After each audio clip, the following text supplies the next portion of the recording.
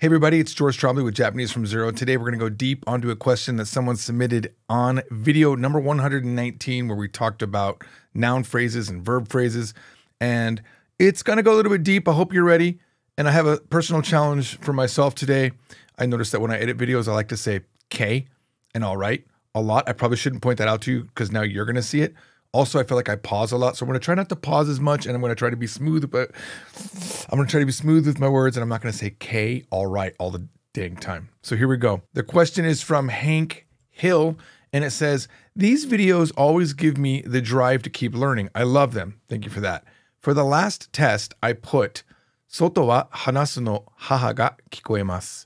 Can you help me understand where I went wrong?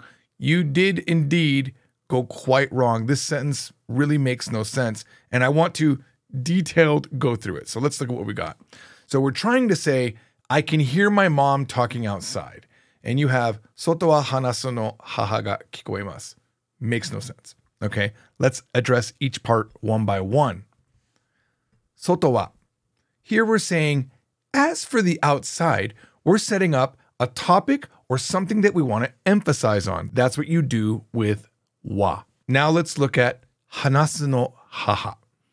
This roughly translates to my mom who talks, but the no is not necessary to do that. When you have a verb directly in front of a noun, it becomes an adjective.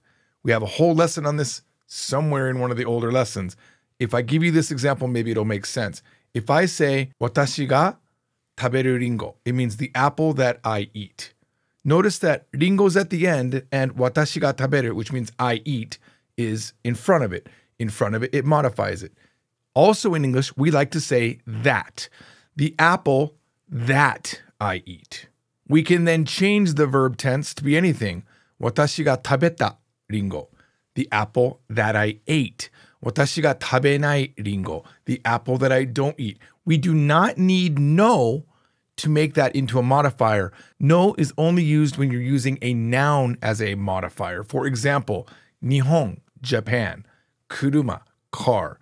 Nihon no kuruma, Japanese car. There you need no.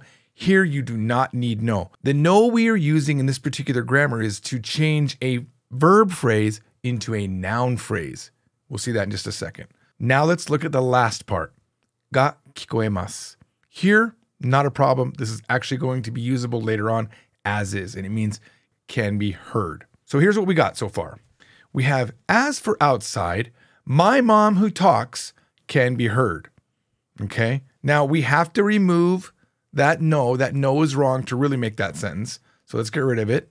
And we have, Soto wa hanasu haha ga kikoemasu. Now we're getting close. That is a little bit better than having that no there. It's, as for outside, my mom who talks can be heard. But let's fix the wa. The event location marker where something takes place is de. Now it's outside, I can hear my mom who talks. Okay? Now let's fix hanasu haha. Hanasu haha means my mom who talks. Right? We see that, right? We're directly modifying haha with the verb hanasu. It means my mom who talks. Really what we want to say is my mom is talking. So let's flip it. Haha ga hanasu.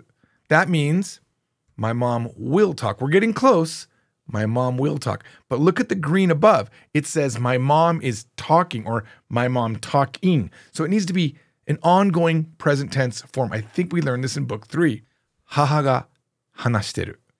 Now, we've talked about this before, but it could be hanashite iru. I have made it hanashiteru. We dropped the E just to make it sound a little bit more natural. Haha ga hanashiteru. My mom is talking. We're getting very close, guys, but we're still missing something here. It's my mom is talking outside. So let's go ahead, move that up just to make it a little bit cleaner, and let's talk about this soto de, where it's placed. This is probably the most important part of this video. We don't really talk in these terms a lot so far in the books, but when we have a sentence like this, there is a subclause in this sentence, right? Really what we're saying is, I can hear. That's the bulk of the sentence. The object of that sentence, the thing that we can hear is that clause. The clause is an independent sentence. inserted into a bigger sentence. My mother is talking. That's the sentence, but she's talking outside. You have to keep all the parts of the clause together. Does that make sense? So soto de cannot be on the outside of the clause, or that means you can hear outside. Not that you can hear your mother speaking outside. Your mother is speaking outside. That's where her speaking is taking place. You heard it maybe inside. You didn't hear it outside. I know in English that sounds like it sounds correct because you're saying, I heard it outside. No, you heard it for wherever you were. And what did you hear? My mom talking outside. So we need to put the soto de inside the clause. There it is. Haha ga soto de hanashiteru. So this means now my mom is talking outside. We're so close. But still, look what it says above. It says, I can hear my mom talking outside. My mom talking outside. This says my mom is talking outside. Why? Because haha ga soto de hanashiteru is a full sentence. It just means my mom is talking outside. But we're not doing a full sentence. We're doing a clause. We're doing a clause inside saying my mom talking outside. My mom talking outside. How do we do that? How do we make a verb phrase into a noun phrase? That's what we're trying to do. We add no. Now, this doesn't mean my mom is talking outside.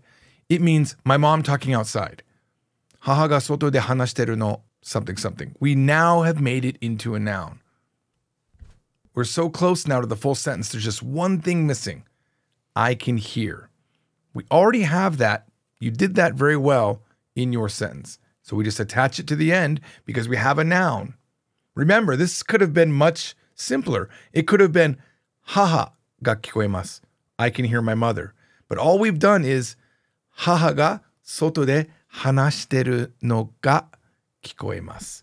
And now we have I can hear my mom talking outside. I'm so sorry to interrupt the end of the video, but this is George from the future. And as I edited that video, I noticed that I missed a key thing I wanted to talk about. Number one, when you're directly modifying with a verb, remember that I said English likes to add that. The example that I gave was taberu ringo, the apple that I eat. It doesn't always have to be that. It could be who, it could be which. For example, watashi ga unten suru kuruma, the car which I drive. It could be watashi ga shitteru hito, the person who I know or whom I know. So it doesn't have to be always that. That's a really important thing to know because when you're translating a verb directly modifying a noun, you're going to want to have that word to make the English sound right. The that, the who, the which. The other super important thing that I wish I would have stressed on, which I'll do now, is that when you have a clause like haha ga soto de hanashiteru, the haha, the person doing the action in the clause is always going to be marked with ga. It will never be wa. I say never, you never know, there might be some outliers, but if you have a clause, in other words, a sentence within a sentence, the person doing the action in that sentence is marked with ga. They have to be, because they're not the topic, they're the subject. This is where wa is the topic and ga is the subject. So for example, any phrase where we say, I think George did this, or I heard George did this. The George did part is joji ga, always. Watashi wa kikoemashita. I heard. What did you hear? Watashi wa haha ga soto de hanashiteru no ga kikoemashita. So the key takeaways are when a verb directly modifies, in English we love to add that, who, which, etc. And when a subject is in a clause, it's always marked with ga.